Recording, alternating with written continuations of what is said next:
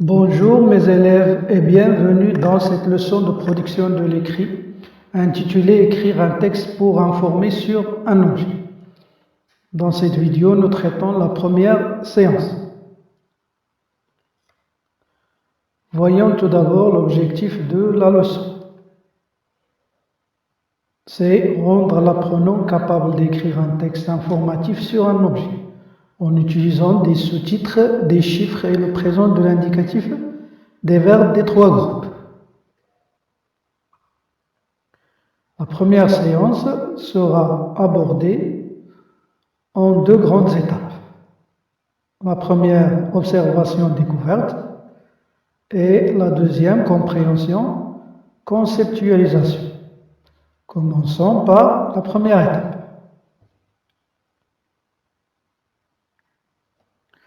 Vous voyez ici un texte. Il est tiré de votre livret avec des petites modifications, bien sûr. Il est titré par les trains et il est accompagné d'une image d'un train. Il contient des sous-titres. Vous devez mettre la vidéo en pause et lisez le texte pour répondre aux questions suivantes. D'après l'image, le titre et les sous-titres, de quoi parlera le texte? Alors, à votre avis, d'après l'image et le titre, le texte va parler très bien. Le texte va parler des trains. De combien de parties constitue le texte? Il suffit de compter. Ils sont 5. Qu'est-ce que représente la première partie? C'est tout simplement l'introduction. Par quel mot commence la conclusion? Pour répondre à cette question, vous devez tout d'abord déterminer où se trouve la conclusion. La conclusion, c'est toujours la dernière partie. Alors, la conclusion commence par les trains. Les trains facilitent jusqu'à la fin du texte. Pour la question 5, les paragraphes avec les sous-titres, c'est-à-dire les 3 paragraphes qui restent. Qu'est-ce qu'ils constituent? On a déterminé l'introduction et la conclusion. Alors, il reste le développement. Très bien. Maintenant, une petite réflexion sur la forme du texte. Regardez le titre, il est mis au pluriel. Pourquoi?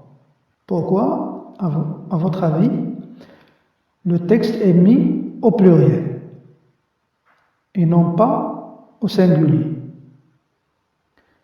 Très bien, le texte va parler de différentes catégories de trains et non pas d'un seul type. La question 7, combien y a-t-il de sous-titres dans le texte? Il y en a 3.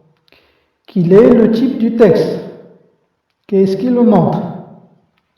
Et c'est la question la plus importante dans cette séance. Il faut déterminer le type de ce texte avec la justification. Est-ce qu'il s'agit d'un texte narratif? La réponse est non. Est-ce qu'il s'agit d'un texte descriptif? Non. Alors, c'est quel type? Très bien. Le texte est informatif. Alors, on doit déterminer les caractéristiques du texte informatif. Vous allez trouver que la plupart des verbes conjugués sont conjugués au présent de l'indicatif. Alors, la première caractéristique, c'est que les verbes sont conjugués au présent de l'indicatif. Deuxième, l'utilisation des sous-titres. La troisième et la dernière, c'est l'utilisation des chiffres. Alors, le texte informatif par ces trois caractéristiques nous présente des informations exactes et détaillées. On passe à la deuxième étape. Compréhension, conceptualisation, avec une réflexion sur le fond du texte maintenant, non pas sur la forme. Vous avez ici 8 questions. Vous devez toujours mettre la vidéo en pause et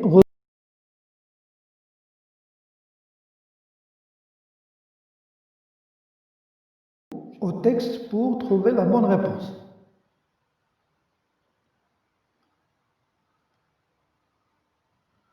Pourquoi l'homme a-t-il inventé les trains? Comment appelle-t-on le train qui circule dans la ville? Quel est le rôle de la locomotive? Est-ce que les trains transportent seulement les voyageurs? Que signifie l'abréviation TGV? Dans quel paragraphe on a utilisé le passé composé?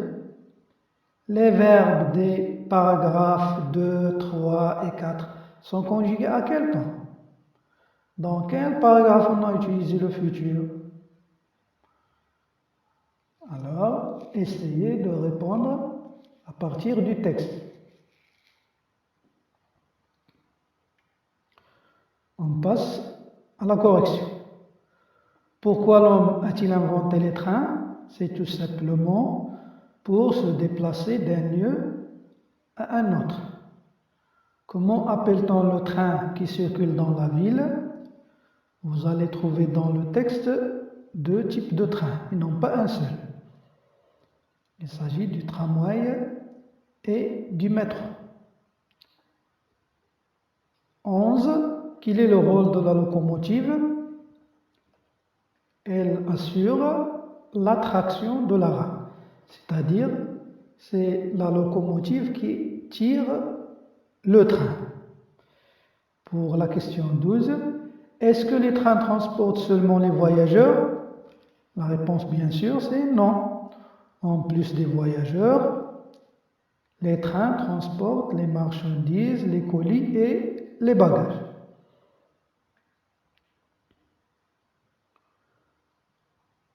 « 13. Que signifie l'abréviation TGV? C'est tout simplement TGV, c'est-à-dire train à grande vitesse. On prend seulement les premières lettres T, G, V. Dans quel paragraphe on a utilisé le passé composé? Il s'agit d'un seul verbe qui est conjugué au passé composé dans tout le texte. Il est au niveau du premier paragraphe. C'est le verbe inventer. Les verbes des parties 2, 3 et 4 sont conjugués à quel temps? C'est-à-dire les parties du développement. Oui. Tous les verbes sont conjugués au présent de l'indicatif. Très bien. Maintenant, dans quel paragraphe on a utilisé le futur? C'est la dernière question. Vous allez trouver un seul verbe conjugué au futur. C'est le verbe relier. Il est au niveau de la conclusion. Très bien. C'est-à-dire du dernier paragraphe. Maintenant, je vous présente un petit schéma, ou bien un plan du texte qu'on vient d'étudier. Il est composé de 5 parties. Et on a commencé par le passé composé, en passant par le présent de l'indicatif, pour finir avec le futur. On a utilisé le passé composé au niveau de l'introduction, et on a réservé le présent de l'indicatif au développement pour conclure avec le temps futur au niveau de la conclusion. Et voilà, on a terminé la première séance. Je vous conseille, mes élèves, de refaire tout ça et préparez-vous pour la prochaine séance en effectuant la rubrique « Je m'entraîne à écrire ». Merci et à tout à l'heure.